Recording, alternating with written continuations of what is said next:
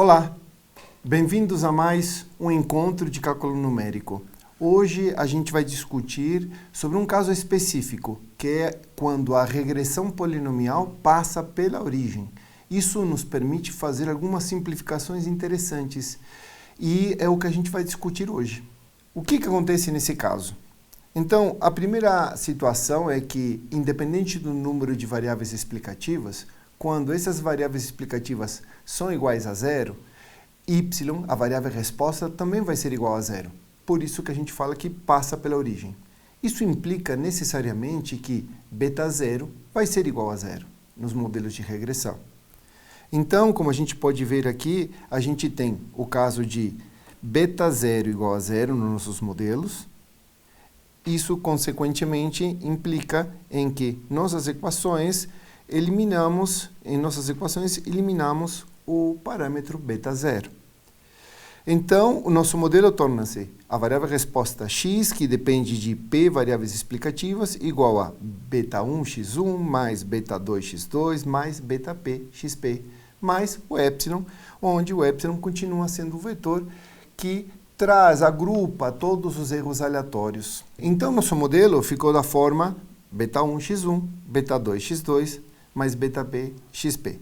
Então, se a gente observa as nossas equações normais, nosso sistema de equações, o nosso sistema linear, que é utilizado para o cálculo do valor dos parâmetros, não vai precisar da primeira linha e da primeira coluna. Lembrando que nesta multiplicação do sistema linear, é essa linha e essa coluna que multiplicam o parâmetro beta zero. Desta forma, nosso sistema linear resulta nisto que está exemplificado aqui. Temos nossa matriz de variáveis explicativas, que a gente está chamando de A, nosso vetor incógnita, que pode ser chamado de x, né, que são os parâmetros B, que passaram a ser as variáveis que a gente precisa encontrar os valores, e o termo independente Bzinho. Então, o ax igual a B está dado por esse sistema de equações normais. O vetor solução, B, agora é P vezes 1, ou seja, eu tenho um vetor coluna com P linhas. E eles fornecem já os estimadores de quadrados mínimos dos parâmetros beta i da equação. E a soma de quadrados residual é exatamente a mesma, tá? Que é dada pela relação, né, a subtração dos dados experimentais da variável resposta yi menos o yi chapéu, que agora é nosso modelo, tirando o beta zero. A mesma coisa acontece com a regressão polinomial. Lembrando que no caso da regressão polinomial, a gente tem uma única variável explicativa x. Nossa variável resposta y agora é igual a beta 1 que multiplica x, mais beta 2 que multiplica x ao quadrado, e assim sucessivamente. Considerando g parâmetros, temos até beta g vezes x elevado a g mais epsilon. E nossas variáveis e nossas equações normais são iguais que as equações normais que a gente obteve por o método anterior, eliminando a primeira linha e a primeira coluna, que a gente já pode observar o sistema já tendo eliminado essa primeira linha, essa primeira coluna, e a gente percebe que nosso vetor de termos independentes também foi reduzido numa linha, e o vetor solução, nosso B, ou também a gente chama de x, quando a gente está se referindo ao sistema linear, também tem agora g linhas, tá? E o B0 não está mais aqui. Na ausência da interseção, a expressão somatória de R igual a zero não é mais válida, porque a primeira linha das equações normais que impõe essa condição foi removida. Isso que implica que a soma dos resíduos não será mais necessariamente nula quando o beta zero é igual a zero, que foi o que a gente deduziu nas aulas anteriores. E na ausência de B0, as somas dos quadrados tornam-se, então, agora que a somatória de yi ao quadrado é igual ao somatório de yi menos yi ao quadrado mais yi chapeuzinho ao quadrado. E o que isso implica? Isso implica que a gente vai fazer uns pequenos ajustes na forma em como a gente calcula. Agora, a metodologia é exatamente a mesma. Isso simplifica muito. Então, a somatória de yi ao quadrado é a soma de quadrados total. A somatória de yi menos yi chapéu ao quadrado é a soma dos quadrados residual. E a somatória de yi chapéu é a soma dos quadrados devido à regressão. Então, para obter o coeficiente de determinação, utilizaremos a mesma fórmula, mas isso vai ter uma pequena alteração na hora de fazer as contas. Então, observamos que no modelo fixado com β0 igual a zero, o coeficiente de determinação sem interseção vai ser igual a 1 menos esse que depende dos parâmetros B1, B2, B3, Bp, dividido o somatório de yi ao quadrado. Se a gente lembrar, existe uma pequena alteração na forma em que calculamos o denominador. E essa é a pequena diferença que a gente tem. É uma simplificação que acontece pelo fato da reta de regressão passar pela origem. Então, a gente viu como calculamos o coeficiente de determinação. E o que acontece com os indicadores para a escolha do melhor modelo? Então, no caso de regressão sem interseção, as fórmulas são semelhantes ao caso com interseção, mas com a diferença de que a soma de quadrados residual não deve incluir o parâmetro B0.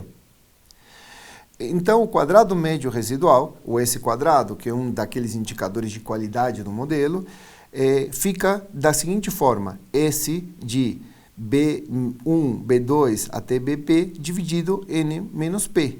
Já o critério de informação de Akaike, de segunda ordem, fica também modificado levemente, né? Porque agora a gente tem o AIC, quando B0 é igual a zero, temos que N vezes o logaritmo de E de S, que depende dos parâmetros calculados B1 até Bp, dividido por N, mais 2 vezes P, que é o número de parâmetros que a gente está utilizando, que multiplica N dividido por N menos P menos 1.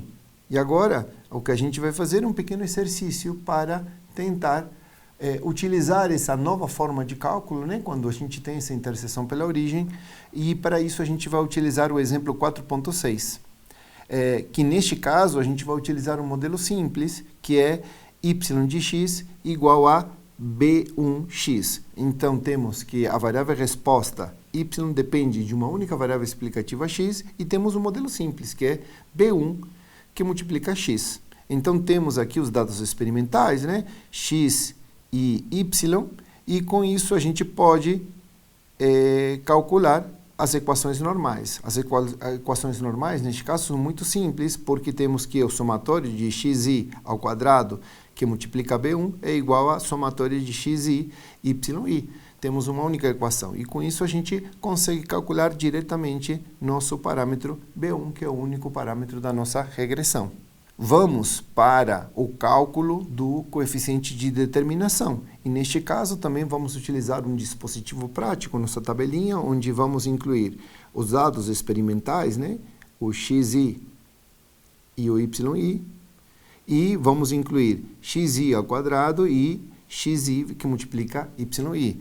E como em todos os nossos exemplos, a gente vai utilizar a última linha para calcular o somatório, e que isso facilite o cálculo de nosso coeficiente de determinação. Então, aqui temos que B1 é igual a 0,3286, que é nosso parâmetro, então nosso modelo já fica definido. E a soma de quadrados residual vai ser igual a 0,4112.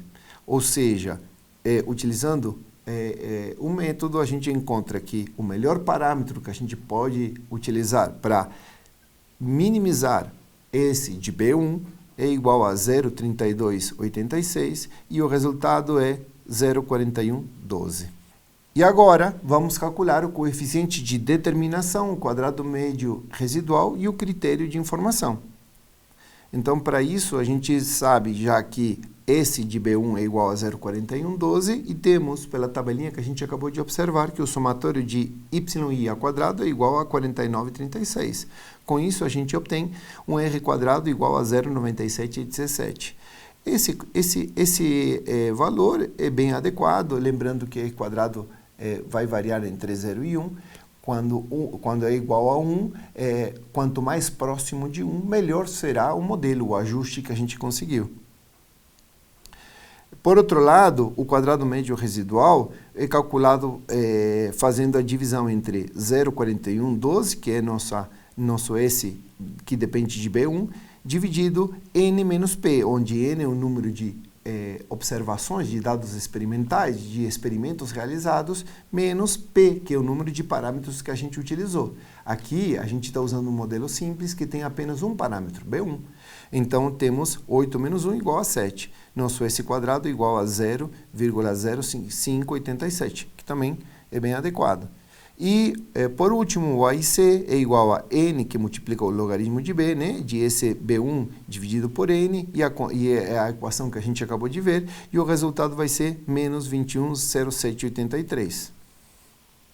Com isso, a gente pode observar que, nesta figura, a gente vê como nossa reta de regressão passando pela origem, que é a vermelha, se ajusta bem a esses dados, não exatamente como a anterior. Esse exemplo, a gente já tinha calculado, observado, estudado ele antes, com uma reta que não passava pela origem. Então, aqui, agora, a gente, relembrando a equação obtida, a equação de regressão obtida, a gente pode comparar as duas, né?